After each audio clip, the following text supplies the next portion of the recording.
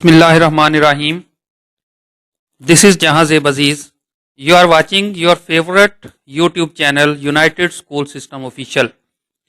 Dear students, as we are discussing about pronouns in basic English grammar, we have discussed about the definitions of pronoun, whereas their examples, their cases, and also we discussed subjective, possessive and objective case in detail.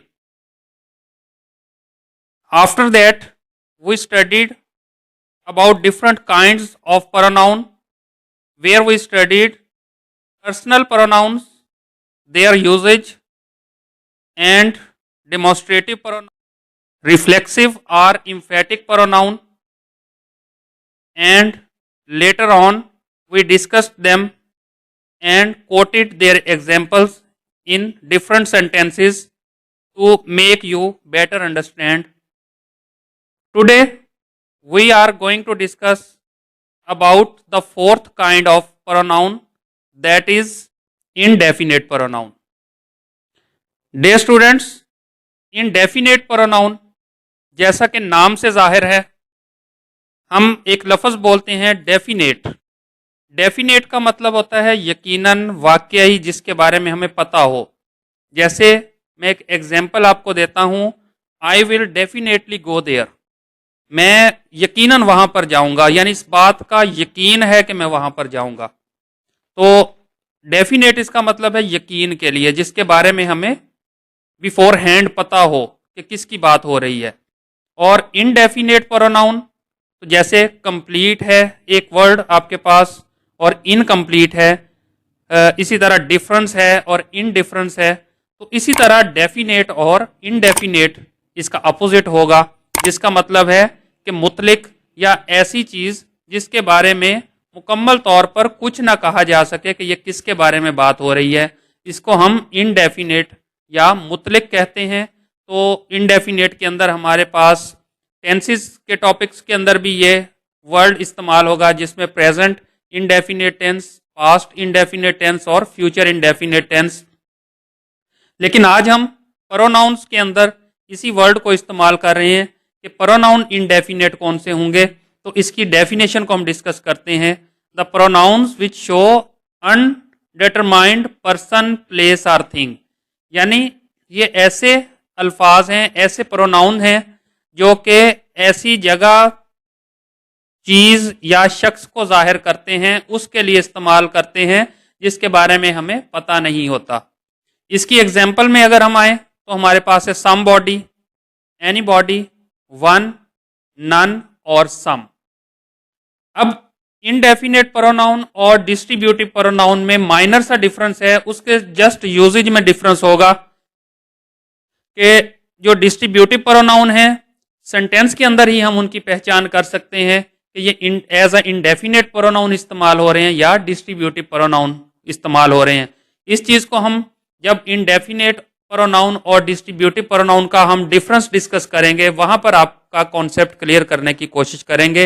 लेकिन आज हम just indefinite pronoun की ही बात करेंगे. तो example जैसा कि मैंने कोट की, तो अब हम सेंटेंसेस में आते हैं. तो आप फर्स्ट सेंटेंस को देखें कि one should do once duty, कि एक शख्स को अपना फर्ज पूरा करना चाहिए. अब वो एक शख्स जो है वो कौन है ये हमें नहीं मालूम. तो वन उसी शख्स को रिप्रेजेंट कर रहा है जिसके बारे में बात हो रही है, लेकिन उस शख्स का हमें पता नहीं है क्योंकि उसका नाम नहीं है, बल्कि नाम की जगह प्रोनाउन इस्तेमाल हुआ है वन. तो वन को हम इनडेफिनेट प्रोनाउन कहेंगे. नेक्स्ट एग्जाम्पल में अगर आए, there is a some milk in the jug, jug में कुछ दूध है.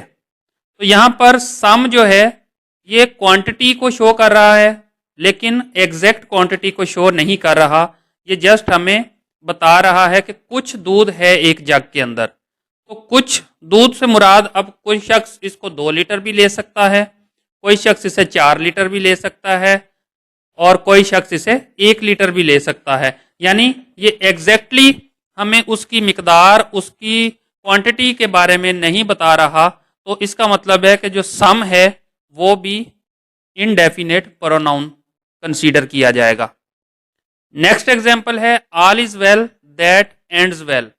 यहां पर एक वर्ड है हमारे पास ऑल, यानी सब के लिए ये इस्तेमाल हो रहा है, लेकिन वो सब कौन है, we don't know about that, कि वो सब कहां पर रहते हैं, किस जगह पर सब लोगों की बात हो रही है, पाकिस्तान में हो रही है, यूएसए में हो रही है, इंडिया में हो रही है, एक इंस्टीट्यूट के अंदर हो रही है, कहां पर हो रही है, वो सब लोग कहां पर हम कंसीडर करेंगे। तो इसका मतलब है कि ऑल जो है वो इनडेफिनेट प्रोनाउन है, कि ऑल हमें मुकम्मल तौर पर उस चीज की आगाही नहीं दे रहा कि कौन से all is well that ends well, कि अंत भला सो हो भला, लेकिन वो आल से मुराद वो क्या चीज होगी, इस चीज को डिस्क्राइब करने से हम कासर हैं, तो इसलिए आल भी हमारा इनडेफिनेट प्रोनाउन होगा। नेक्स्ट है हमारे पास नो बॉडी हेल्प्ड हिम। तो इसी के अगर अपोजिट को आप देख लें कि किसी ने भी मेरी मदद नहीं की। अब ये नो बॉडी से मुराद इसके बारे में बात हो रही है कि कहां पर वो नो बॉडी, कोई शख्स ने कहां पर मदद नहीं की, आप लोग कहां पर मौजूद हैं, आप किस कंट्री में हैं, आप किस सिटी में हैं, कोई इस चीज को डिस्क्राइब नहीं किया गया, सिर्फ नो बॉडी का लफ्ज इस्तेमाल किया गया है। तो इसका मतलब है कि नो बॉडी भी इनडेफिनेट प्रोनाउन होगा, क्योंकि ये किसी भी चीज की एक्चुअलिटी जो है उसको शो नहीं कर रहा, ताकि हमें वाज़ेह हो सके कि ये बेसिकली किस शख्स को डिस्क्राइब कर रहा है। नेक्स्ट आप आते हैं few of the students were present. चंद तालब इलम ही मौजूद थे। अब फ्यू का लफज इसमें भी इनडेफिनेट प्रोनाउन होगा। आगे इसके भी मुख्तलिफ यूजेज हैं, जैसे फ्यू है, आ फ्यू है, दा फ्यू है। मुख्तलिफ तरीकों से ये इस्तेमाल होते हैं कि अगर इनके साथ आप आर्टिकल यानी ए, एन और दी का इस्तेमाल करते हैं तो इनके यूजेज बदल जाते हैं, और जस्ट अगर फ्यू इस्तेमाल करते हैं विदाउट आर्टिकल तो इसका और मीनिंग होगा। ये नेक्स्ट हम जब डिटरमाइंस को डिस्कस करेंगे वहां पर इस चीज को हम डिटेल के साथ बताने की कोशिश करेंगे। तो इसीलिए आप इस चैनल को सब्सक्राइब जरूर करें ताकि आने वाली वीडियोस आपको मिलती रहें, क्योंकि बेसिक ग्रामर को हम बेहतर अंदाज से आपका कॉन्सेप्ट क्लियर करने की कोशिश कर रहे हैं। तो फ्यू अगर देखें तो few of the students were present, Chand students जो थे वो मौजूद थे। कहां पर थे वो चंद स्टूडेंट्स, हमें इसके बारे में ये फ्यू का जो वर्ड है कोई आगाही नहीं दे रहा, कोई हमें उस बारे में नहीं बता रहा। तो फ्यू का वर्ड भी प्रोनाउन है, क्योंकि ये नाम तो नहीं है, तो नाम की जगह ही इस्तेमाल हुआ है, तो प्रोनाउन तो ये हो गया, लेकिन प्रोनाउन के अंदर फिर हमें ये कोई चीज वाज़ेह नहीं कर रहा, तो इसलिए इसको हम इनडेफिनेट प्रोनाउन कहेंगे। उम्मीद करता हूं कि ये वीडियो आपको पसंद आई होगी।